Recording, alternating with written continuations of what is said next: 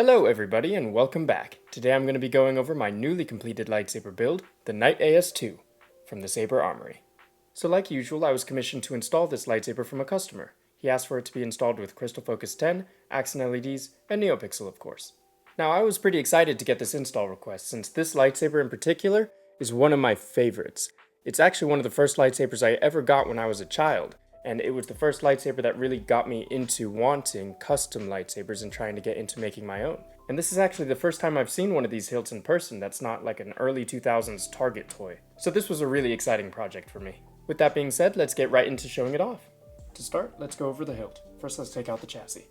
To take it out, you want to unscrew the pommel, and you could either shake it. It does get stuck a little bit, so you could shake it a little bit hard with some impact. Or what I like to do is I just unscrew the blade retention screw, take out the blade plug, and then I just push ever so slightly in there without touching the pins, and there you go. It's nice and removed. Here's a look at the chassis. We'll look at that later. But for now, let's put that off to the side. This is the hilt. The first thing you want to take note of is it's very, very chrome, so it's going to leave fingerprints everywhere. I'm going to wipe it down before I send it off to you, my customer.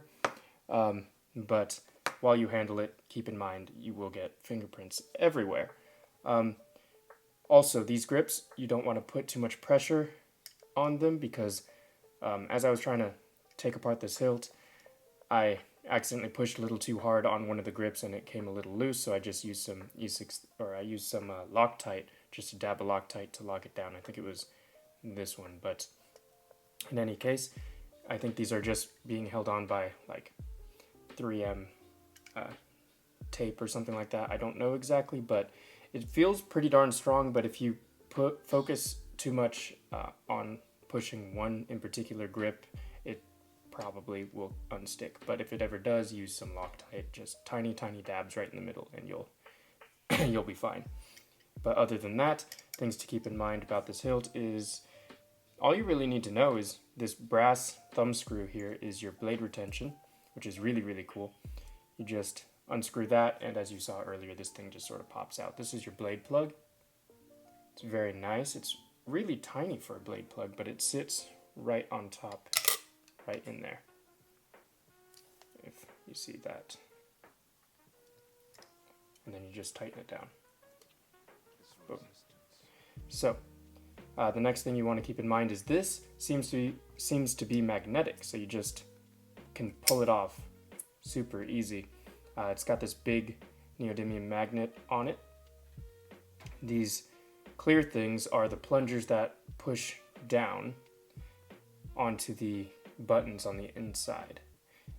And it also looks like you have access to screws here. This is just to fasten everything together. You don't really need access to those, but these ones here, you want to keep in mind that if you tighten them too much, it'll prevent the plungers from being pressed. So with what I have right now is they're just tightened enough where they're not preventing the plungers from going down and they're not coming out. So that's all you need to know about this control box. There we go. And then this here is going to be your activation, and this one's going to be your auxiliary right here. And that is all you need to know about that. This here, if you unscrew it, it just moves this little thing out of the way and you have access to a screw that holds, I believe, the shroud together, but again, you don't need access to that. Other than that, that is all you need to know about this hilt. Let's go into the chassis. This chassis is the Eco chassis from Goth 3 Designs, sold on the Saber Armory as part of the kit. The kit comes with all these parts. It has the switch PCB here. It's got the accent PCB here. These are pixels, which is important to keep in mind. Here, let me get it on screen here. Let me zoom in. There you go. There's the pixels. Right now I have them set up. I spent a lot of time last night trying to figure out how to set up the BMPs for this, but I set up a semi-custom BMP in order to have it mimic the deleted cave scene from Return of the Jedi, just because that's the only other red, green, blinky sequence we see on a lightsaber in the movies, as far as I'm aware. So I decided to mimic that as best I can. You'll see it later. that's really, really bright, but these are wired independently, so you can control them via the Pixies folder and have the GraphX BMPs in order to create your own custom setups. If you need any kind of resources to figure out how to customize your crystal focus and all that, it's going to be in the description of the video, so be sure to check that out. And this is your battery. The negative is going to go towards the kill switch here. The positive is going to go towards the speaker. In order to take it out, I use the back side of my tweezers here and stick it under the positive end and just sort of wedge it out. There you go. And you can see there's only a couple wires down there and can't even really see them. Yeah, that's pretty much all you need to know about that. This is a 28mm bass speaker. Right there. You've got your kill switch and then your Neopixel connector with the lens on it. To turn it on, you just flick the switch, and then the accent LEDs are going to start pulsing. This is your soundboard. I have it locked down with some Loctite along the edges here, so it's not going to come out. If you do need access to the micro USB, you can just use a right angle micro USB port plug thing, plug to go into this port. You can just plug it in there, but for the most part you don't ever really need that, so that's why I have the SD card on top. And to access the SD card, you just press in, it comes out, and then you just pull it out with your hands here, and then you put it back in. So that's how that works, and that's all you need to know there. So let's just put it into the hilt, and then I'll show you how it works. When you put it in the hilt, you want to make sure you align the buttons with the buttons, the accents with the accents, and then this little channel here aligns with the CoverTech knob. The screw acts as a sort of guide. Then you just push it all the way in, screw in the pommel, and then there you go. You can see the blinking.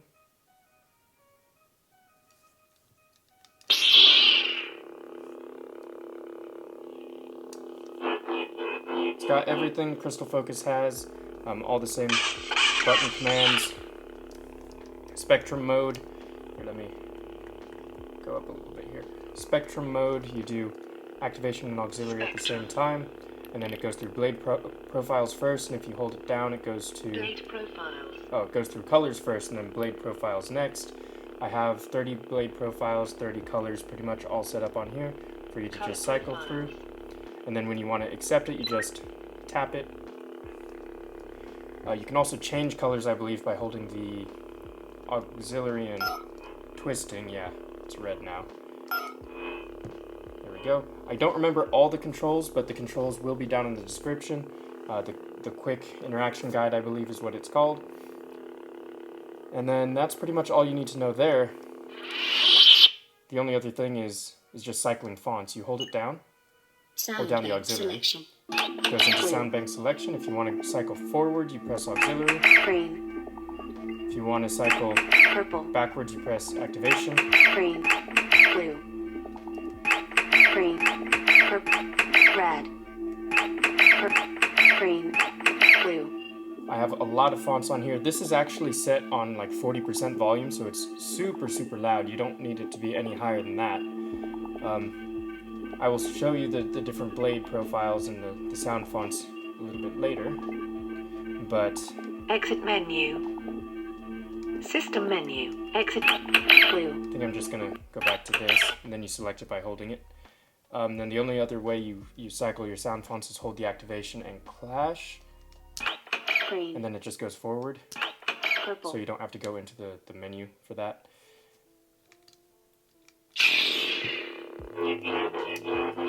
Yeah, that's pretty much all you need to know. So let's bring this back to the first font, and I'll put in a blade.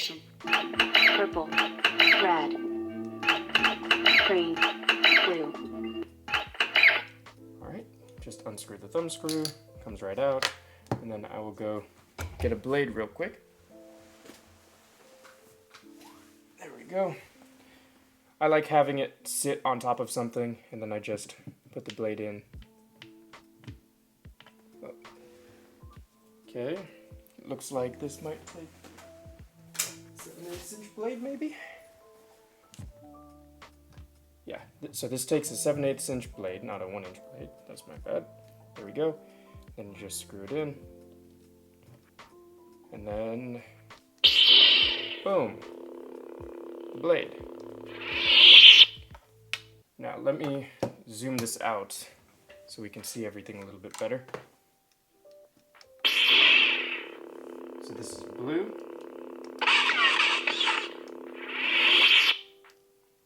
And then I guess I will do the font jest thing to cycle forward each time. Let me see, the easiest way to do the font jest might be... Green. Yeah. Cell. Energy critical. Okay, so what I'm going to do right now is I'm going to go and replace the battery, and I'll be right back. Alright, so I'm back with the new battery, and I think I'm just going to hold the lightsaber so it's easier for me to do the font jest, which is the hitting it in order to go forward one. So we'll see how this goes. This is green. Purple.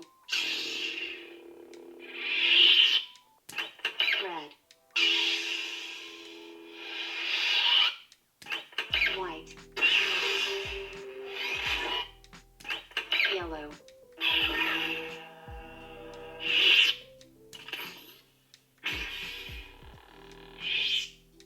You are as clumsy as you are stupid.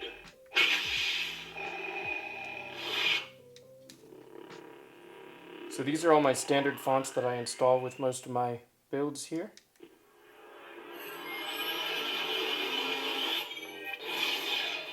That one has a crazy pre-on ignition. I love this font. We'll do it one more time.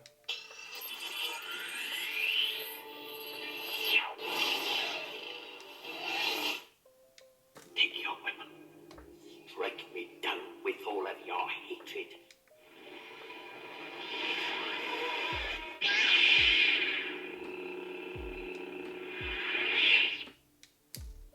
This is the weapon of a Jedi Knight. Ah, yes. A Jedi's weapon. Nightfall.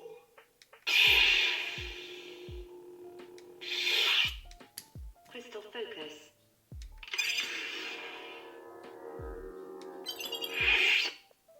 Crystal focus. Nebula. Nebula. Green.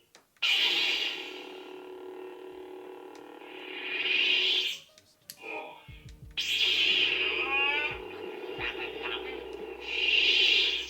Revolt.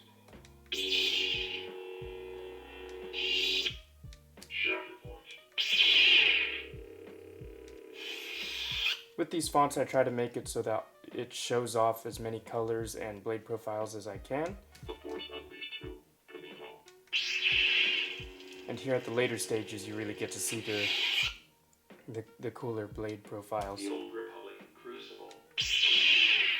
This one is kind of like the Eye of Sauron, where it's missing in the middle. The Old Republic Malign. This one's a fire blade.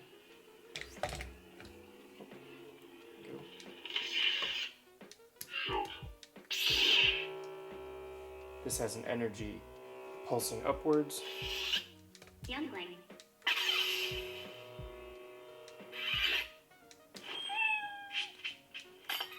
This one is rainbow.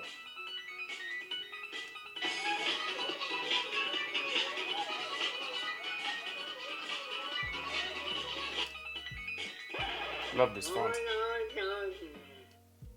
This is General Kenobi. Lovely. More smiling faces. Ancient prophecies.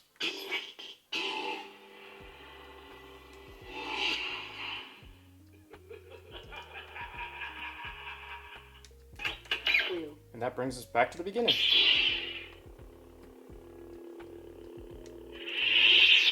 And that about covers it for the showcase of the lightsaber. Thank you all so much for watching this video. I hope you enjoyed checking out this Knight AS2 lightsaber, and thank you Evan for trusting me to install it for you. If you ever run into any problems or have any questions, feel free to reach out to me and I'll help you out as best as I possibly can and we'll get it all worked out. Now if you need any resources to customize your lightsaber, it's all in the description like I mentioned earlier. And if anyone else is interested in getting a lightsaber installed by me, feel free to reach out to me. I've got my contacts down in the description below. So thank you all again and look forward to my future builds.